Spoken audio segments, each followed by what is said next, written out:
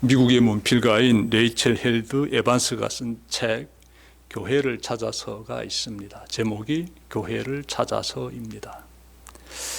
저자인 레이첼은 오바마 전 대통령의 종교자문위원을 지냈고 크리스채너티 투데이가 선정한 주목해야 할 여성 50명 중에 한 명으로 선정되기도 하였습니다. 레이첼은 책에서 자신이 겪은 신앙의 갈등에 대해 기록하였습니다. 그녀의 신앙의 갈등은 교회의 지고 싶은 역사를 알게 되면서 더 커져갔습니다. 책에 실린 교회의 지고 싶은 사건들을 몇 가지만 정리하면 다음과 같습니다. 기원 후 300년경 기독교가 로마 제국의 종교가 되자 기독교인들은 이교도들의 신전을 공격하고 그들을 죽였습니다. 기원 후 1000년경 십자군은 예루살렘을 공격하여 하나님의 뜻이다 이렇게 부르짖으며 성안의 남녀노소를 다 죽였습니다. 중세 마녀 재판에서는 오직 하나님께 영광이라는 문구를 내세우고 여성들을 잔인하게 고문하고 죽였습니다. 기독교 국가로 자처하던 미국과 유럽의 식민지 열강들은 수많은 원주민들을 죽였습니다. 레이첼의 신앙 갈등은 기독교의 역사에 이어 교회에서 가르치는 구원의 교리를 들으며 더 커져갔습니다. 그녀는 몇 가지 질문을 책에서 소개하는데 이렇습니다. 태어날 때부터 이슬람을 믿을 수밖에 없었던 사람들은 예수님을 믿지 않았다는 이유로 다 지옥에 가야 하는가? 그리고 아우슈비츠 수용소에서 학살당한 유대인 600만 명은 예수님을 믿지 않았다는 이유로 다 지옥에 가야 하는가? 또 끝으로 교회에 가면 특정 정치인이 후보로 당선되게 해달라고 모두가 기도드리고 얼마 뒤 그 사람이 당선되었다면 모두가 감사해야 하는데 이런 기도를 들어주신 하나님은 왜 예방접종과 치료로 살릴 수 있는 수많은 아이들은 그냥 죽어가게 내버려 두시는가 등의 이런 질문을 하기 시작했습니다. 그녀가 다니던 교회에서는 이러한 질문에 답변을 주지 못했습니다. 그녀는 신앙의 갈등 속에서 무너지는 자신의 믿음을 회복하고자 더욱 열심히 성경을 읽었지만 오히려 더 많은 의심이 솟아나 상황만 악화되었습니다. 레이첼은 신앙의 갈등 속에서 교회가 가지고 있는 또 다른 문제점을 발견했습니다. 그녀는 교회를 찾는 사람들이 처한 상황은 어둡기만 한데 왜 교회는 그들이 자신들의 무거운 이야기를 꺼낼 수 있는 환경을 만들어주지 못하느냐고 지적했습니다. 피부 색깔, 성별, 정신장애, 중독, 두려움, 어떤 답을 들어도 회의감이 사라지지 않는 질문, 불임, 잊고 싶은 과거, 몇 달째 밀린 임대료, 건강의 문제, 무너진 부부생활, 은밀한 죄 등 이루 열거할 수 없을 만큼 많은 짐을 진 사람들이 주일이면 교회로 나오는데 그들은 교회에서 자신이 짊어진 무거운 짐에 대해 말하지 못하고 있다라고 지적했습니다. 레이첼은 교회가 각자의 생각을 자유롭게 표현하고 사는 공간이 아니라 언제나 선별된 생각과 감정만을 표출하는 곳이 되었다며 결국 교회를 떠났습니다. 그녀는 몇 년간 교회를 떠나 살다가 사회적 약자들을 품어주며 교회 본연의 모습을 추구하는 그러한 교회를 만나 그곳에서 믿음을 회복하였습니다. 라디오에 출연한 그녀는 자신이 기독교인인 이유를 이렇게 밝혔습니다.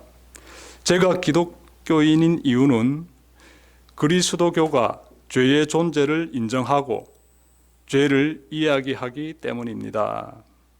그리스도교는 우리가 세상에서 발견하는 악이 우리 안에도 도사리고 있음을 인정합니다. 그리스도교는 인간에 대한 진실을, 즉 우리는 전혀 괜찮지 않다는 사실을 알려줍니다.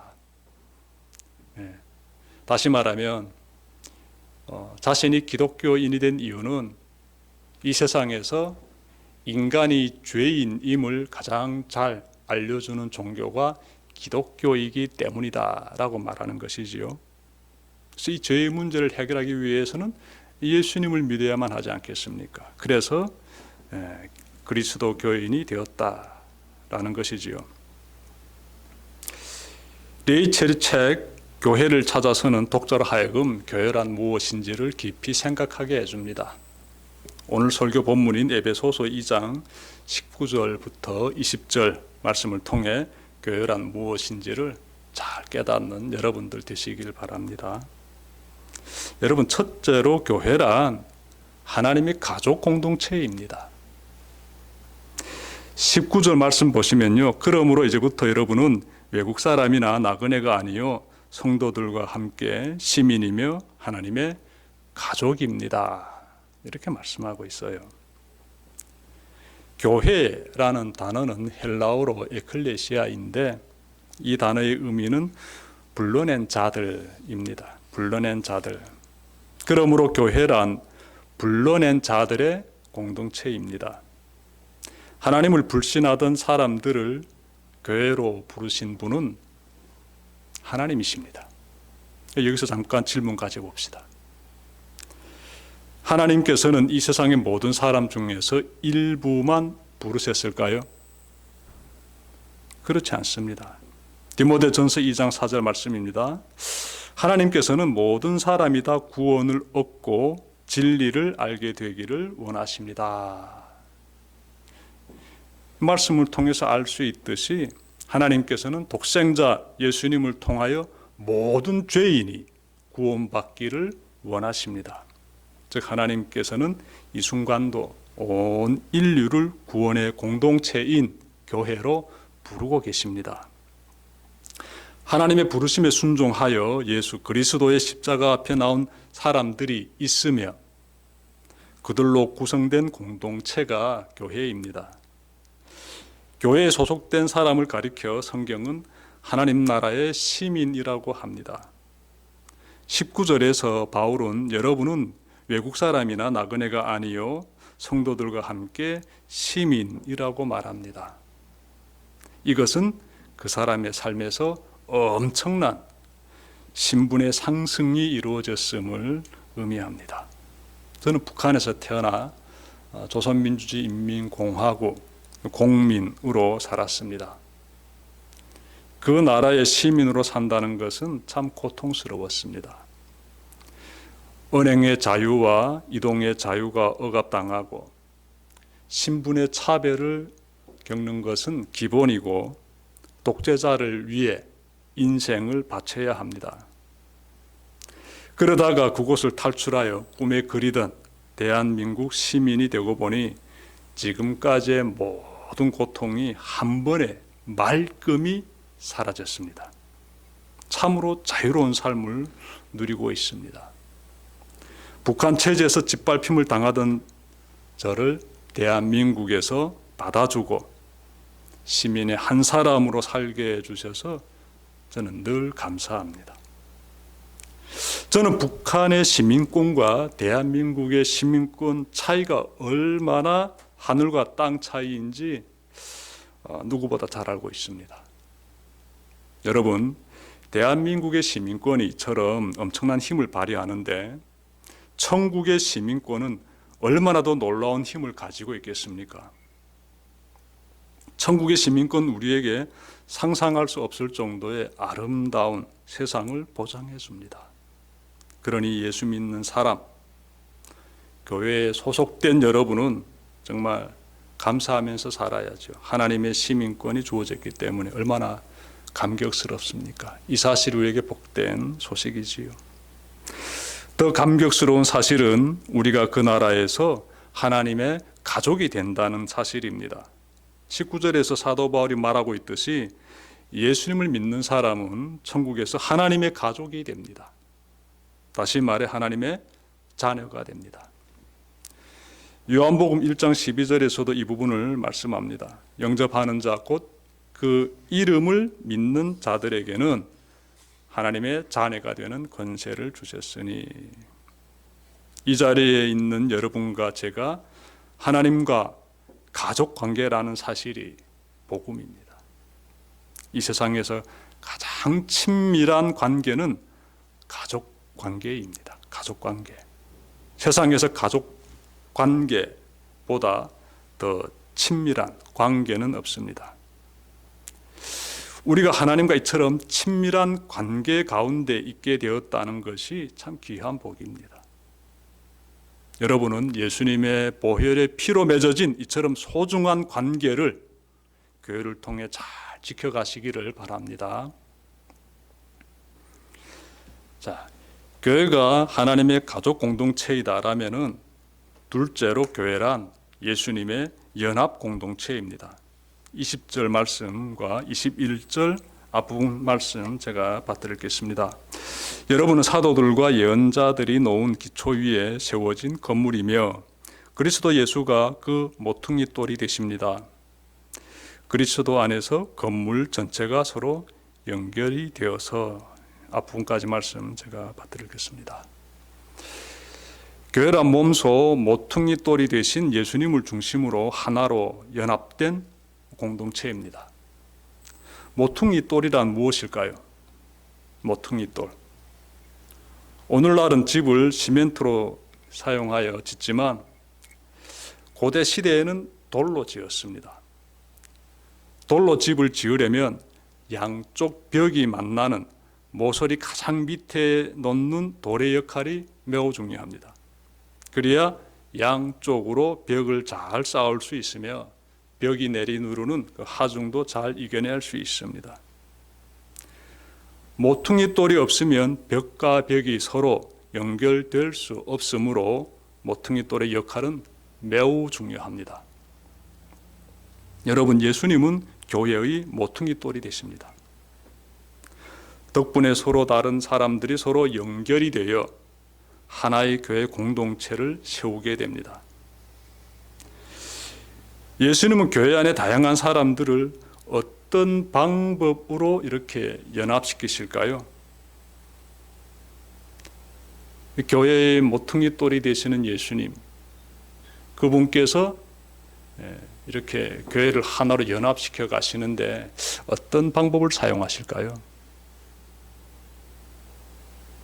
몸소 낮아지심으로써 서로가 연합이 되는 하나의 공동체를 만들어 가시지요.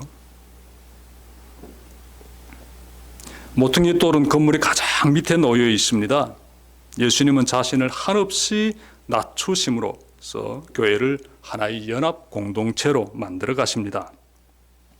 마가복음 10장 45절 말씀 받드리겠습니다. 인자가 온 것은 섬김을 받으려 함이 아니라 도리어 섬기려 하고 자기 목숨을 많은 사람의 대속물로 주려 함이니라. 네, 예수님의 말씀입니다. 예수님의 낮아지심과 우리를 향한 사랑은 십자가에서 가장 뚜렷하게 드러납니다.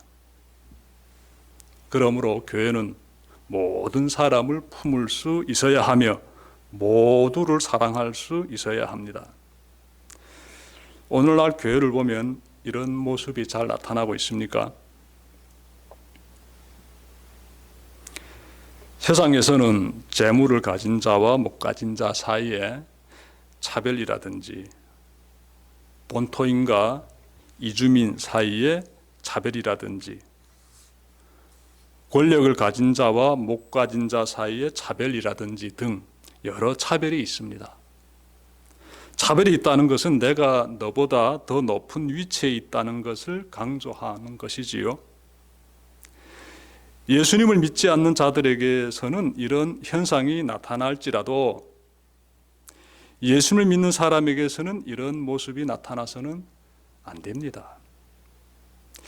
강남의 유명한 어느 교회에서 수년간 사역을 해온 모 탈북민 목사님은 그동안 차별을 많이 받았다고 저에게 토로했습니다. 그 교회 사람들은 만날 때마다 웃으면서 인사를 하지만 거기까지라고 합니다. 그들의 마음은 탈북민을 자신들과 같은 평등한 교우로 받아주기보다는 보살펴야 할 대상으로만 여긴다고 합니다. 겉으로는 드러나지 않지만 마음으로 밀어내며 거리를 두는 그 교회의 분위기를 수년간 경험하다가 나오고 보니 너무 마음이 편하다고 합니다. 그 교회에 좀 문제가 있는 것 같습니다.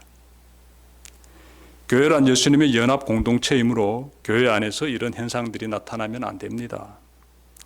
세상에서나 발견되는 차별적인 모습들이 교회 안에서도 발견된다면 그 교회가 어떻게 몸소 모퉁이 돌이 되신 예수님을 모신 그러한 교회라고 말할 수 있겠습니까? 대성교회는 모퉁이 돌이 되시는 예수님 안에서 서로가 낮아지고 서로를 또 존중하고 서로를 섬기고 서로의 다름을 수용하는 공동체가 되어야 합니다. 그리할 때 서로가 마음을 열고 삶의 무거운 짐을 스스럼 없이 이야기하게 되고 그 짐을 덜어주고자 따뜻한 마음을 나누는 그러한 사랑의 공동체가 될 수 있습니다. 그 공동체가 모퉁이 돌이 되신 예수님을 모신 공동체, 주님 안에서 하나로 연합된 공동체, 예수님의 연합 공동체인 것입니다. 자, 세 번째로 교회란 성령님의 초소 공동체입니다. 21절 하반절 말씀과 22절 말씀 제가 받들겠습니다. 주님 안에서 자라서 성전이 됩니다. 22절 그리스도 안에서 여러분도 함께 세워져서 하나님이 성령으로 거하실 초소가 됩니다. 네, 여러분, 교회는 성령 하나님이 거하시는 초소다라는 것입니다. 교회에 성령 하나님이 거하심으로 교회는 하나님의 성전이 됩니다. 여러분 기억합시다. 삼위일체 하나님의 한 위격이신 성령 하나님께서 우리 교회를 초소로 삼으시고 이곳에 함께 하십니다. 성령 하나님이 이루어 가시는 위대한 사역을 몇 가지만 찾아봅시다. 성령 하나님은 만물을 창조하시는 영이시며 생명의 영이시며 치료의 영이시며 지혜의 영이시며 자유와 해방의 영이시며 하나 되게 하는 공동체의 영이시며 진리의 영이시며 희망의 영이시며 위로와 평강의 영이시며 종말의 영이시며 하나님의 나라를 완성하시는 영이십니다. 성령 하나님께서 우리에게 오셔서 다양한 은사를 주십니다. 누군가에게는 말씀을 전하는 은사, 또 가르치는 은사, 찬양으로 섬기는 은사, 기도하는 은사, 물질로 섬기는 은사, 주방에서 봉사하는 은사, 병든 자를 치료하는 은사, 예언하는 은사 등 다양한 은사를 주십니다. 우리 모두가 다 저마다의 은사를 가지고 있지요. 성령 하나님께서 주시는 은사들입니다. 많은 은사들 가운데서 최고의 은사는 사랑하는 은사입니다. 사랑하는 은사. 잘 기억합시다. 여러분들께서 서로 사랑하면서 이 공동체를 잘 세워가시기를 바랍니다. 성령 하나님은 지금도 일하고 계십니다. 아무리 나약한 자의 기도일지라도 놓치지 않으시고 응답해 주십니다. 고난 중에 소망을 주시며 믿음을 붙잡고 예수님을 따르도록 힘을 주십니다. 우리 교회 한 형제는 일하면서 속으로 이렇게 요한복음 3장 16절을 가사로 한 그 노래를 계속 부르다가 마음이 뜨거워지는 것을 경험했습니다. 그에게 성령님이 임하신 것입니다. 성령님은 주님을 사모하는 사람에게 찾아오셔서 새로운 감동을 주심으로 하나님의 임재를 경험하게 하십니다. 기억합시다. 성령님은 감정을 지니셨습니다. 때로는 기뻐하시고 때로는 탄식하시며 우리와 함께 하십니다. 그러므로 하나님의 말씀이 선포되고 하나님을 찬양하고 하나님께 기도를 올려드리는 이 예배 중에 마음이 뜨거워지는 그런 감동을 느꼈다면 그것은 성령님께서 내면에서 역사하신 결과입니다. 이처럼 성령님이 우리 가운데 거하시며 역사하심으로 교회가 세워져 갑니다. 지금까지 교회란 무엇인지를 세 가지로 전해드렸습니다. 첫째로 교회란 하나님의 가족 공동체입니다. 둘째로 교회란 예수님의 연합 공동체입니다. 그리고 셋째로 교회란 성령님의 처소 공동체입니다. 이 세 가지를 한 문장으로 줄이면 교회란 삼위일체 하나님의 구원 공동체입니다. 그러니 교회가 얼마나 영광의 공동체입니까? 오늘 말씀 마음에 잘 새기시고 우리 가운데서 역사하시는 삼위일체 하나님과 더불어 영광의 공동체인 교회를 잘 세워나가는 여러분들이 되시기를 주님의 이름으로 축원합니다. 기도드립시다.